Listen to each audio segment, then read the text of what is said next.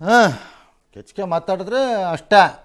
ನೋಡ್ತಾ ಇರಿ. ಆಮೇಲೆ ನ್ಯಾಯಮೂರ್ತಿ ಯಶವಂತ್ ವರ್ಮಾ ಅದು ಏನಕ್ಕೆ ದುಡ್ಡು ಸಿಕ್ತವ್ರ ಮನೆಯಲ್ಲಿ ಅನ್ನೋ ಥರದ ಗಲಾಟೆ ಎಲ್ಲ ಆದಮೇಲೆ ಈಗ ಸುಪ್ರೀಂ ಕೋರ್ಟ್ನ ಎಲ್ಲ ನ್ಯಾಯಮೂರ್ತಿಗಳು ತೀರ್ಮಾನ ಮಾಡಿದರೆ ನಮ್ಮೆಲ್ಲ ಆಸ್ತಿಗಳನ್ನು ಪ್ರಕಟ ಮಾಡೋಣ, ಪಬ್ಲಿಕ್ ಡೊಮೈನ್ಗೆ ಹಾಕೋಣ, ನಮ್ಮದು ವೆಬ್ಸೈಟ್ಗೆ ಹಾಕ್ಬಿಡೋಣ ಅಂತ ಮಾಡಿದಾರಂತೆ.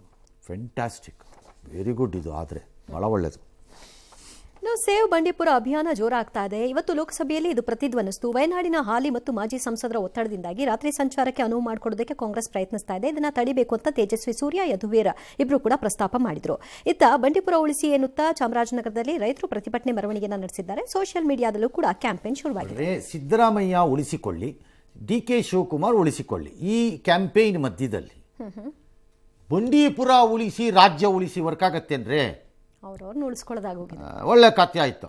ಏನು ಅನ್ಕೋತಾರೆ ಮೇಡಮ್? ಆಮೇಲೆ ಅಣ್ಣ ಏನು ಅನ್ಕೋತಾರೆ? ಅವ್ರ ಮಾತಿಗೆ ವಿರೋಧ ಹೋಗಕ್ಕಾಗತ್ತಾ? ಮತ್ತೆ ಏನು ಅನ್ಕೋತಾರೆ? ರಾಹುಲ್ ಗಾಂಧಿ ಏನು ಅನ್ಕೋಬೇಕು ಪಾಪ? ಪ್ರಿಯಾಂಕಾ ಗಾಂಧಿ ಏನು ಅನ್ಕೋಬೇಕು ಅವ್ರು ಪಾಪ? ಫಾರೆಸ್ಟ್ ಅಂತೆ, ಫಾರೆಸ್ಟ್ ಪ್ರಾಣಿ ಅಂತೆ, ಪ್ರಾಣಿ. ಬೇರೆಯವ್ರ ವಿಷಯದಲ್ಲಿ ಮಾತ್ರ ಯಾವ ಪ್ರಾಣಿ? ಯಾವ ಫಾರೆಸ್ಟಾ? ಅವ್ರ ಮುಂದೆ ಇದು ಯಾವುದೂ ಅಲ್ಲ, ಯಾವುದು ಅಲ್ಲ. ಆದರೆ ಆ ರಾಜೀವ್ ಗಾಂಧಿ, ರಾಹುಲ್ ಗಾಂಧಿಗೆ ಎಲ್ಲೋ ಸಮುದ್ರದಲ್ಲಿ ಹೋಗೇನೋ ಮಾಡ್ತಿರೋದು ಎನ್ವಿರಾನ್ಮೆಂಟ್ ಅಂತೆ. ಇದು ಎನ್ವಿರಾನ್ಮೆಂಟ್ ಅಲ್ಲವಂತೆ.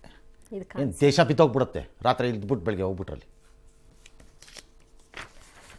ಬೆಂಗಳೂರು ಎಕ್ಸ್ಪ್ರೆಸ್ ವೇನಲ್ಲಿ ಭೀಕರ ಅಪಘಾತ. 180 ರೂಪಾಯಿ ತೋಳು ಉಳ್ಸೋಕ್ಕೋಗಿ ಒಂದು ಕುಟುಂಬ ಸಿಗಾಕೊಂಡು ಹೋಗ್ಬಿಟ್ಟಿದೆ. ಬೆಂಗಳೂರು ಸತ್ಯನಂದರಾಜ ಸಂತೆ ಕುಟುಂಬ ಎಕ್ಸ್ಪ್ರೆಸ್ ವೇನಿಂದ ಎಕ್ಸಿಟ್ ಹಾಕೋಕೆ ಹೋಗಿದ್ದಾರಂತೆ. ಅದೇನೋ ಕ್ಲಿಯರ್ ಇಲ್ಲ ಅದು. ಮತ್ತು 180 ರೂಪಾಯಿ ಉಳಿಸೋಕ್ಕೆ ಅಂತಲೇ ಹಿಂಗೆ ಹೇಳ್ತೀರಿಯಲ್ಲ.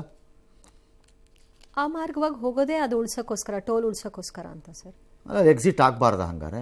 ಅದು ಎಕ್ಸಿಟ್ ಪಾಯಿಂಟ್ ಅಲ್ವಲ್ಲ ಸರ್. ಅದನ್ನು ಸ್ಲೋ ಮಾಡ್ಕೊಂಡು ಹೋಗೋಷ್ಟೊತ್ತಿಗೆ ಸ್ಪೀಡಲ್ಲಿ ಬರೋ ಗಾಡಿ ಹೊಡೆಯುತ್ತಲ್ಲ ಸರ್. ಅದು ಎಕ್ಸಿಟ್ ಪಾಯಿಂಟ್ ಅಲ್ವಾ? ನೋಡಿ ಸರ್, ಅಲ್ಲಿ ರಿವರ್ಸ್ ತಗೊಂಡು ಅಲ್ಲಿ ಸ್ಲೋ ಮಾಡ್ಕೊಂಡು ಮೂವ್ ಆಗೋಕ್ಕೆ ಹೋಗ್ತಾರೆ. ಅಲ್ಲಿ ಅದು ಚಿಕ್ಕ ಜಾಗ ಸರ್.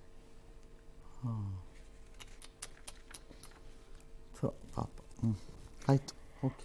ಇನ್ನು ಹಿಂದೂಗಳ ತೀವ್ರ ವಿರೋಧದ ನಡುವೆಯೂ ಕೂಡ ಮೈಸೂರಿನ ಖ್ಯಾತಮಾರನಹಳ್ಳಿಯ ವಿವಾದಿತ ಜಾಗದಲ್ಲಿ ಮದ್ರಸಾ ನಡೆಸಲು ಮೈಸೂರಿನ ಡಿಸಿ ಆದೇಶ ನೀಡಿರುವುದು ವಿವಾದಕ್ಕೆ ಕಾರಣವಾಯಿತು. ಇನ್ನು ಶಿವಮೊಗ್ಗ ಈದ್ಗಾ ಮೈದಾನದಲ್ಲಿ ಕುಡುಕರ ಹಾವಳಿ ಹೆಚ್ಚಿತ್ತು. ಪವಿತ್ರ ಈದ್ಗಾ ಮೈದಾನವನ್ನು ಉಳಿಸಿಕೊಳ್ಬೇಕಿತ್ತು, ಹಾಗಾಗಿ ಬೇಲಿ ಹಾಕಿದ್ವಿ ಅಂತ ಮುಸ್ಲಿಂ ಮುಖಂಡರು ಹೇಳಿದ್ದಾರೆ. ಆದರೆ ಇದು ಆಟದ ಮೈದಾನ, ಈ ಜಾಗ ಕಬಳಿಸೋಕೆ ಮುಸ್ಲಿಮರು ಪ್ರೂವ್ ಮಾಡಬೇಕು ಯಾರ ಜಾಗ ಅಂತ ಅಷ್ಟೇ. ಇನ್ನು ಮೈಸೂರು ಡಿ.ಸಿಗೆ D C obviously political orders ಮೇಲೆ ತೀರ್ಮಾನ ಕೊಟ್ಟಿರ್ತಾರೆ. 100% ಏನು ಅನುಮಾನನೇ ಬೇಡ ಈ ಡಿ.ಸಿಗಿದು. ಪೊಲೀಸ್ ಆಯುಕ್ತರು ಬೇಡ ಅಂದಮೇಲೆ ಡಿ.ಸಿ ಕೊಟ್ಟಿದ್ದಾರೆ ಅಂದರೆ ಡಿ.ಸಿಗೆ ಯಾರಿಂದ ಫೋನ್ ಬಂದಿರುತ್ತೆ ಅಂತ ಗೊತ್ತು. ನಾಜೀರ್ ಹುಸೇನ್ ಸಾಹೇಬ, ಇದು ವೋಟ್ ಬ್ಯಾಂಕ್ ಅಲ್ವಪ್ಪ, ಇದು ಪ್ರಚೋದನೆ ಕೋಮು ಆಗಲ್ವಪ್ಪ, ಧ್ರುವೀಕರಣ ಅಲ್ವಾ, ಇದು ಧ್ರುವೀಕರಣ ಅಲ್ವಪ್ಪ. ಇದಲ್ಲ. ಒಂದು ಮದ್ರಸಾ ನಡೀತಾ ಇದ್ರೆ ದೇಶ ಬಿದ್ದೋಗುತ್ತಾ? ಅಲ್ಲಿ ನಡೀಬೇಕಾ ಮದ್ರಸಾ ನಡೆಸಲೇಬೇಕು ಅಂದ್ರೆ ಇನ್ನೊಂದು ಜಾಗದಲ್ಲೂ ನಡೆಸ್ಬೋದಲ್ವಪ್ಪ? ಯಾಕಪ್ಪ ಬೇಕೀ ಗಲಾಟೆ? ಬಾಂಧವ್ಯ ಚೆನ್ನಾಗಿರ್ಬೇಕಿತ್ತಲ್ಲ, ಯಾಕಪ್ಪ?